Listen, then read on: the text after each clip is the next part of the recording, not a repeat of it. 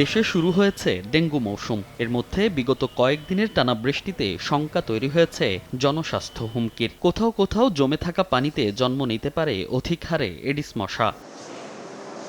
ইতোমধ্যে হাসপাতালেও বাড়তে শুরু করেছে ডেঙ্গু রোগের সংখ্যা। তীব্র জ্বর, শরীর ব্যথা সহ নানা উপসর্গ নিয়ে ভর্তি হচ্ছেন রোগীরা। পরীক্ষায় যাদের বেশিরভাগেরই ডেঙ্গু শনাক্ত হচ্ছে। আমার গায়ে প্রচণ্ড পরিমাণ ব্যথা শুরু হচ্ছিল।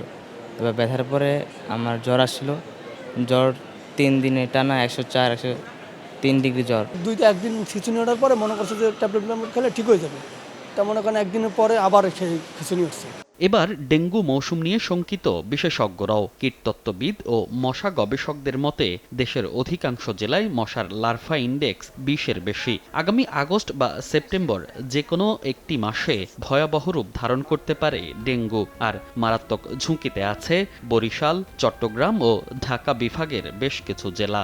যখন কোনো একটি জায়গাতে ব্রুটো ইনডেক্স 20 বা 20-এর উপরে থাকে তখন ধরে নেওয়া হয় ওই এলাকাতে এডিস মশাবাহিত রোগ, বিশেষ করে ডেঙ্গি এবং চিকুনগুনিয়া বারবার একটি ঝুঁকি তৈরি হয়। আমাদের মডেল প্রেডিকশন যেটা বলছে সেটি হচ্ছে আগস্ট অথবা সেপ্টেম্বর যে কোনো একটি মাসে ডেঙ্গু বেশ ব্যাপকতা নেবে। বিশেষ করে বরিশাল ডিভিশনের জেলাগুলো, চট্টগ্রাম ডিভিশনের বেশ কয়েকটি জেলা, ঢাকার আশেপাশে যেমন গাজীপুর, মানিকগঞ্জ, নরসিংদী, ময়মনসিংহ, চাঁদপুর, কুমিল্লা। আগাম প্রস্তুতিতে আগস্ট সেপ্টেম্বরের পরিস্থিতি নিয়ন্ত্রণে রাখা সম্ভব বলে মনে করেন এ বিশেষজ্ঞ।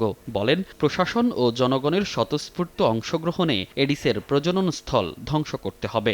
প্রথম যেটা প্রয়োজন সেটা হচ্ছে এডিস মশার প্রজনন স্থল ধ্বংসের কার্যক্রমটা জোরদার করা। আমরা যদি এডিস মশার প্রজনন স্থল সিরিয়াসলি এখন কন্ট্রোল করতে পারি তাহলে হয়তো আগস্ট সেপ্টেম্বরে এই পরিস্থিতিটা হবে না। গত বছরও দেখা যায় ডেঙ্গু ভয়াবহত ছড়ায় কয়েকটি বিভাগে। এর মধ্যে সবচেয়ে বেশি আক্রান্ত ছিল বরিশাল বিভাগে, আর মৃত্যু বেশি হয়েছে ঢাকার দক্ষিণ সিটিতে। এবারের পরিসংখ্যানেও দেখা যাচ্ছে প্রায় একই রকম। এখন পর্যন্ত বেশি আক্রান্ত বরিশাল এবং মৃত্যু বেশি ঢাকা উত্তর সিটিতে। মনির হোসাইন, সময় সংবাদ, ঢাকা।